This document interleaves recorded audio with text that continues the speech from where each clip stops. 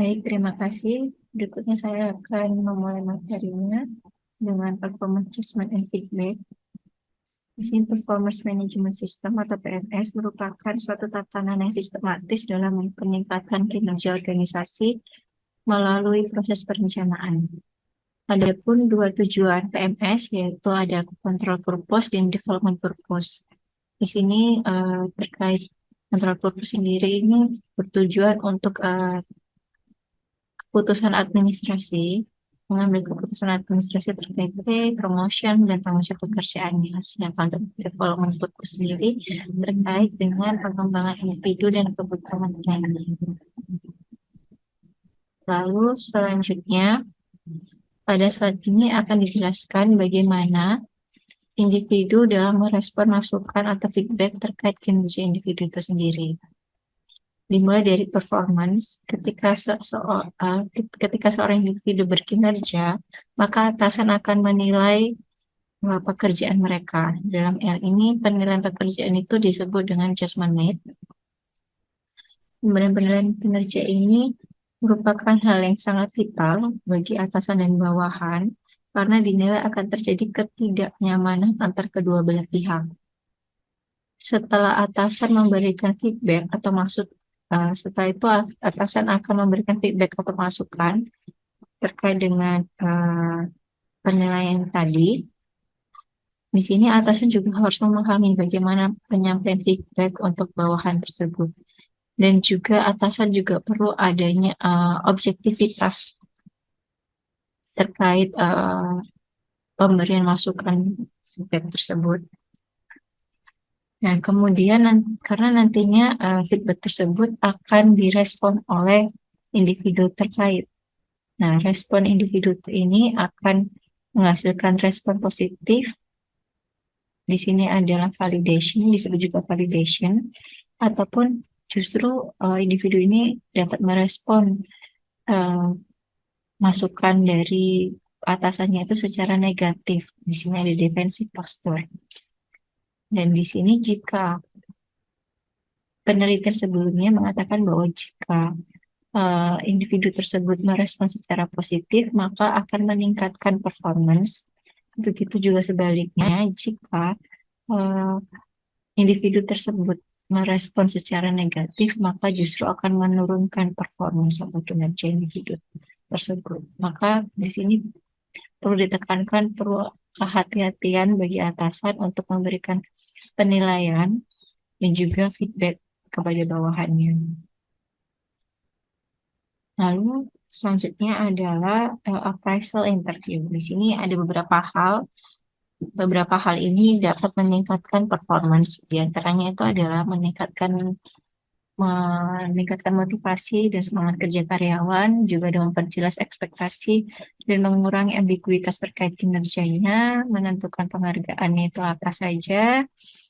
Lalu ada mengidentifikasi peluang pelatihan dan pengembangan, ada juga meningkatkan komunikasi, menyeleksi orang untuk promosi, mengelola karir, melakukan konseling, ada juga melakukan disiplin, dan juga yang berikutnya ada merencanakan tindakan-tindakan perbaikan, dan juga yang terakhir ini adalah menetapkan tujuan dan target kinerjanya. Lalu selanjutnya performance control appraisal ini di sini kita untuk mengendalikan penilaian kinerja itu kita perlu adanya define the work atau mendefinisikan pekerjaan terlebih dahulu. Hal ini dapat dilakukan dengan menganalisa jabatannya atau job desk, menentukan job desk-nya, lalu ada set measurable target. Anda juga menentukan target-target dari pekerjaannya. Dan juga yang selanjutnya develop performance, di sini akan dilaksanakan pekerjaannya tersebut sesuai dengan targetnya. Lalu yang terakhir itu adalah assessment against the target. Penilaian terhadap target tersebut apa? Hal ini terkait dengan penilaian terhadap target, apakah target tersebut terpenuhi atau tidak. Lalu selanjutnya terkait dengan performance development.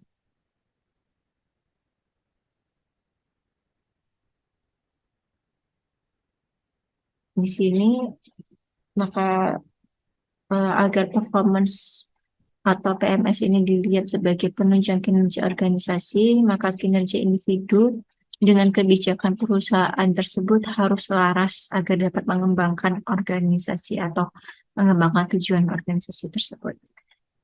Maka dari itu, untuk menunjang individu itu perlu adanya penilaian tentang skills, knowledge, attitude, atribut kompetensi individu, sehingga terbentuk proses transformasi perilaku individu dalam pelaksanaan tugasnya, sehingga outcome dari individu dalam hal ini terkait dengan result, measurement, dan standar, itu selaras dengan tujuan organisasinya. Lalu saya lanjutkan.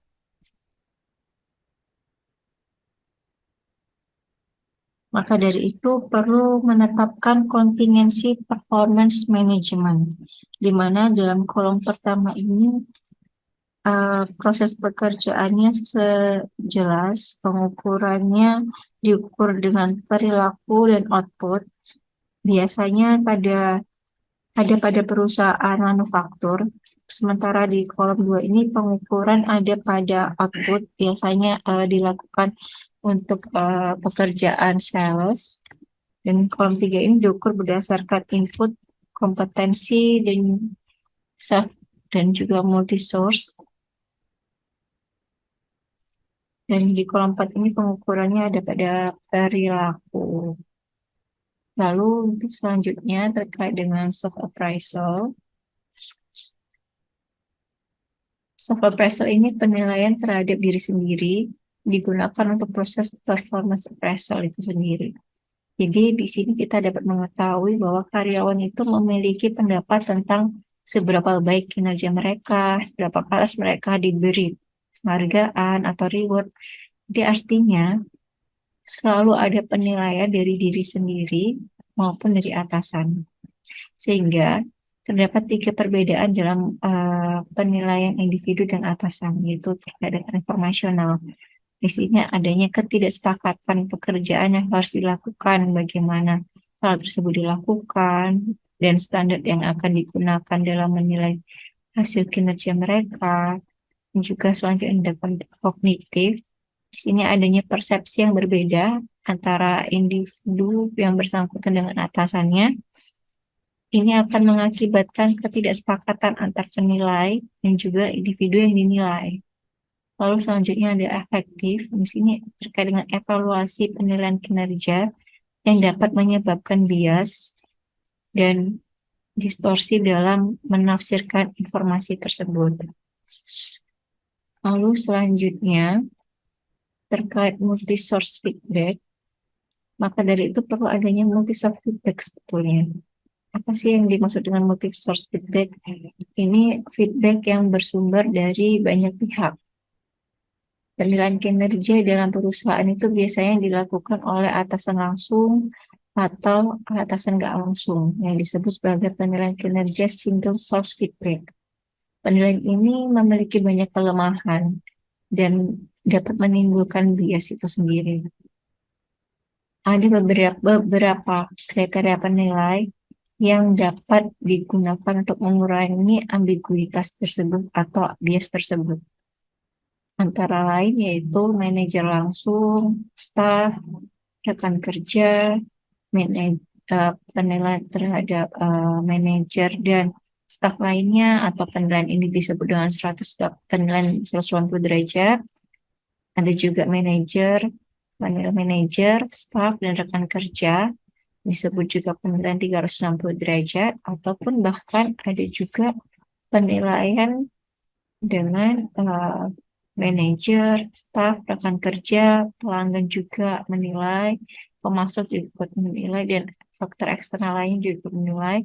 Di sini akan ada feedback dari 540 derajat dan juga ataupun juga disebut juga 720 derajat.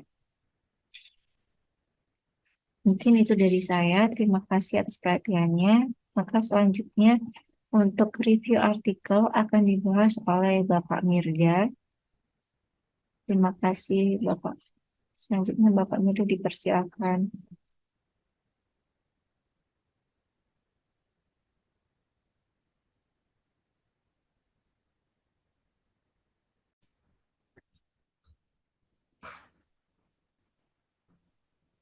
Selamat siang semuanya.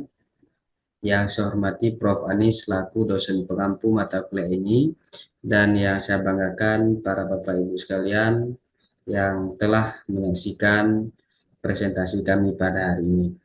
Selanjutnya pada hari ini saya akan melanjutkan presentasi kelompok kami yang berjudul tentang Managing Employee Performance.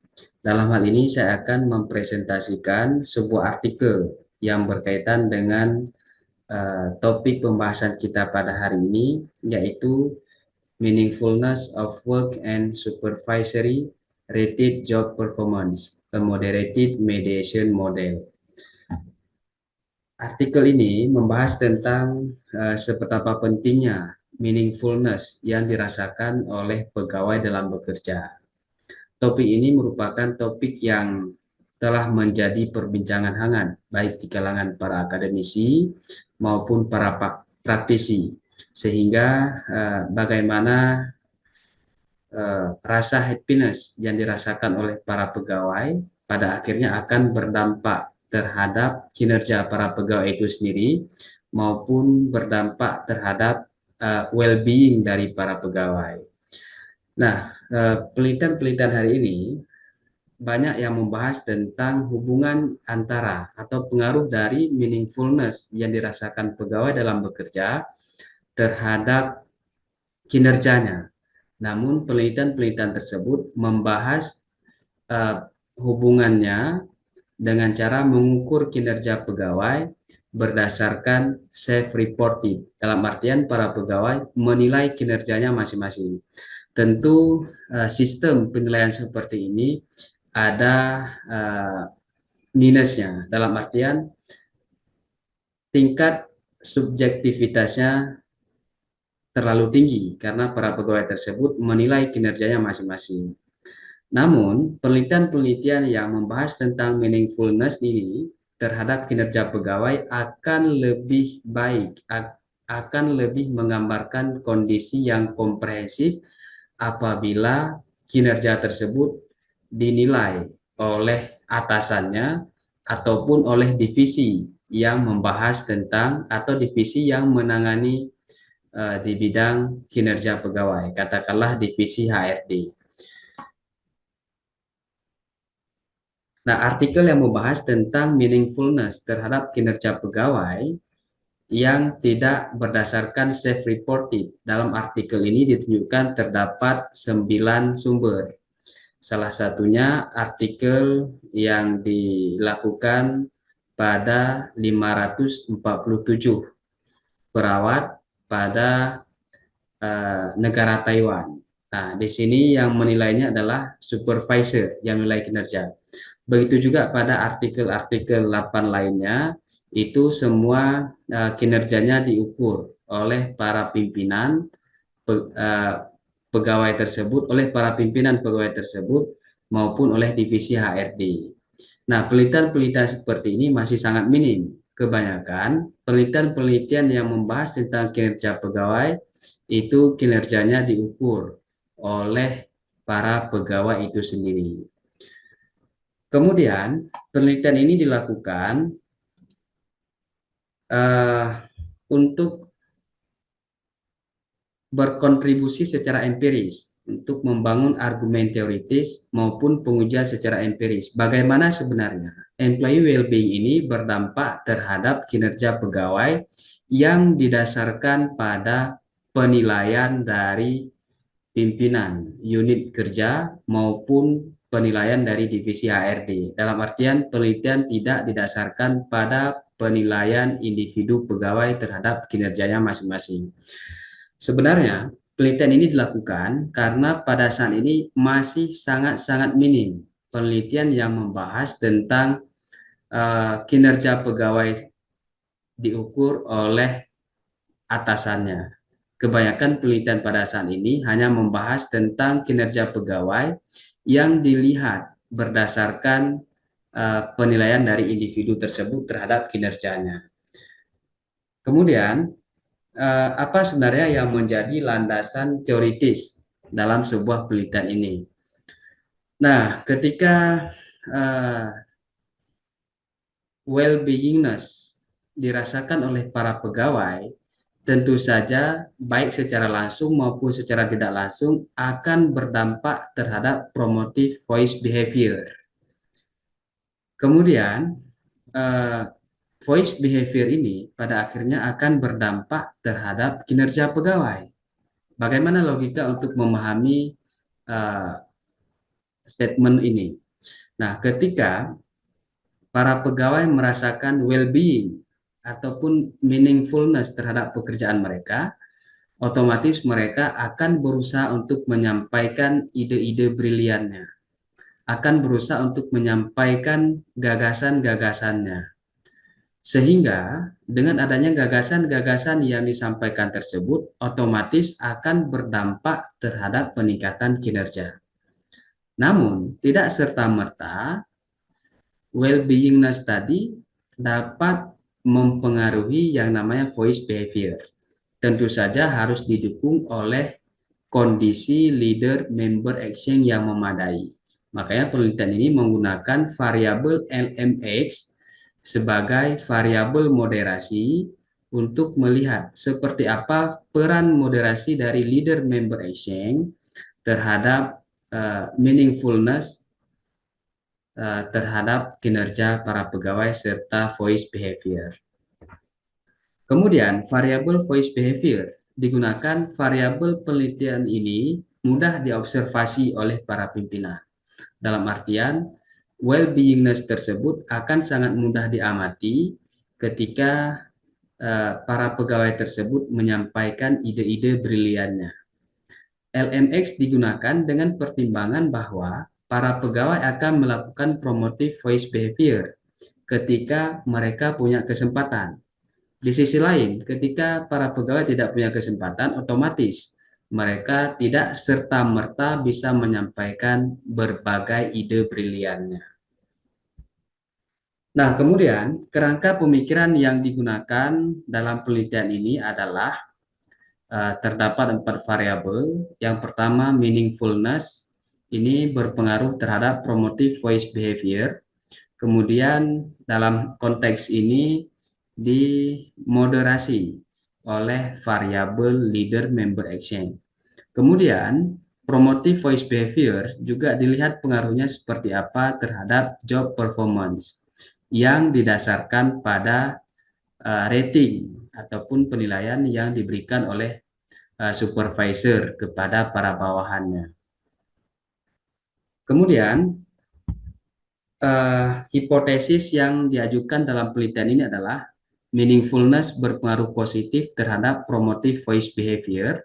Kemudian hipotesis kedua, promotive voice behavior berpengaruh positif terhadap employee job performance rating. Hipotesis ketiga, promotive voice behavior memediasi pengaruh meaningfulness terhadap employee job performance. Kemudian hipotesis keempat dipecah berdasarkan poin A dan poin B. Pada poin A, LMX memoderasi hubungan ataupun pengaruh meaningfulness terhadap employee job performance. Peran mediasi akan kuat ketika kualitas leader member action-nya tinggi. Kemudian pada poin B, LMX memoderasi peran mediasi voice behavior pada pengaruh meaningfulness dan employee job performance. Begitu juga peran mediasi akan kuat ketika kualitas leader member action-nya tinggi. Selanjutnya, data dalam penelitian ini dikumpulkan pada sebuah perusahaan konstruksi dan konsultan di Inggris. Jumlah responden yang berhasil dikumpulkan datanya sebanyak 249 orang para pegawai pada salah satu divisi perusahaan tersebut. Pengumpulan data ini dilakukan dari 2 sumber. Ini yang menjadi sebuah keunggulan dalam penelitian ini, yaitu data dikumpulkan dari pegawai maupun dari departemen HRD-nya.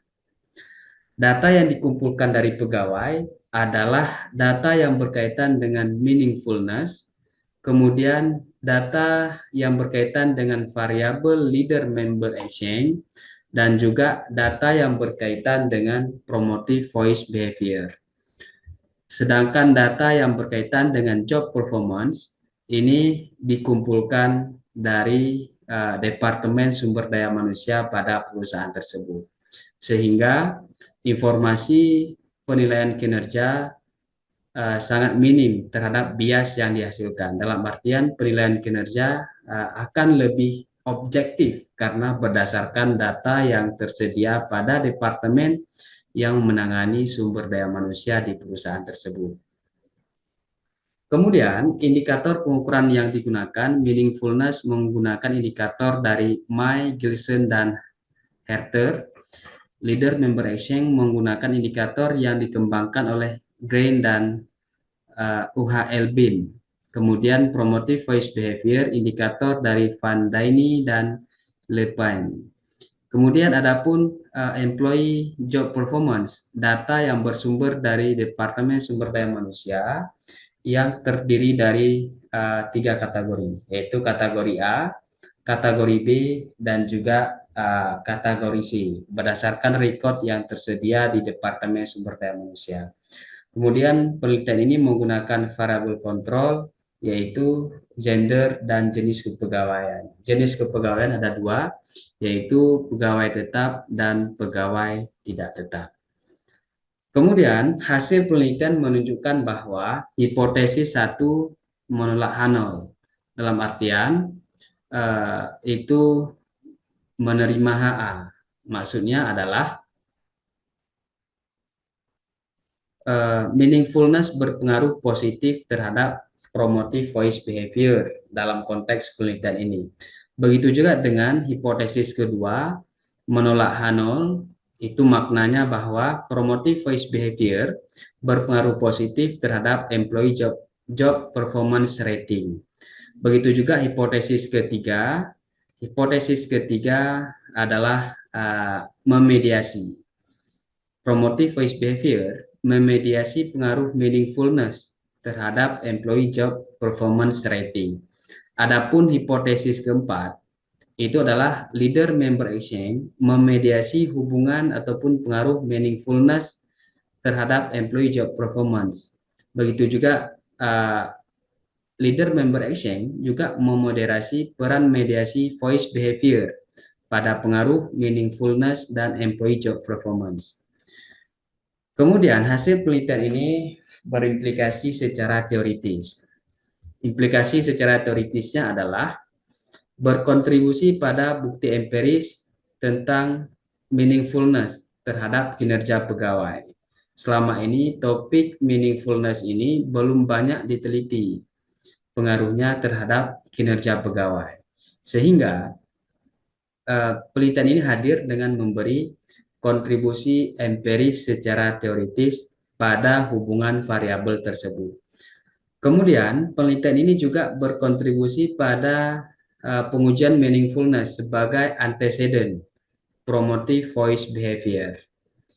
Kita mesti melihat bahwa promotive voice behavior yang muncul di kalangan pegawai tidak serta-merta dia timbul dengan sendiri. Akan tetapi ada faktor penyebabnya, yaitu meaningfulness. Seberapa bagus kualitas lingkungan pekerja, seberapa tinggi gaji yang diberikan oleh sebuah institusi, belum tentu menimbulkan meaningfulness, belum tentu menimbulkan promotive voice behavior apabila tidak didukung oleh variabel meaningfulness para pegawai dalam bekerja. Kemudian penelitian ini juga mengkaji peran leader member exchange dalam mempengaruhi kinerja pegawai, dalam artian dalam memoderasi pengaruh meaningfulness terhadap kinerja para pegawai. Kita tahu bahwa kualitas leader member exchange yang baik itu akan membangun hubungan pertukaran informasi, hubungan interaksi sosial yang baik antara pimpinan dan subordinatnya, sehingga hal ini secara serta-merta akan berdampak terhadap kinerja para pegawai. Kemudian implikasi secara manajerial sangat diperlukan bagi institusi, apapun bentuk institusinya, harus mampu menciptakan meaningfulness bagi para pegawai dalam bekerja. Ini terutama peran dari Departemen Sumber Daya Manusia sangat penting untuk melakukan berbagai proses yang dapat menimbulkan meaningfulness dari pegawai di organisasinya. Katakanlah seperti membangun budaya kolektif dan ikatan identitas. Jadi membangun budaya kolektif ini tentu saja akan membangun hubungan positif antar pegawai di institusi, akan membangun rasa kebersamaan dan juga akan membangun budaya organisasi yang kuat. Dalam artian akan terbangunnya strong culture, ya, strong positive culture di sebuah organisasi. Dan pada akhirnya, pegawai akan menemukan meaningful dalam bekerja, sehingga mereka akan terus mengupgrade kapasitasnya dan berdampak pada kinerja mereka di masa yang akan datang. Oleh sebab itu, ketika kita membahas tentang sistem manajemen kinerja, tentu saja kita juga harus membahas faktor apa saja yang dapat meningkatkan kinerja pegawai di sebuah institusi tersebut. Artikel ini merupakan artikel yang sangat relevan untuk membahas tentang topik managing employee performance.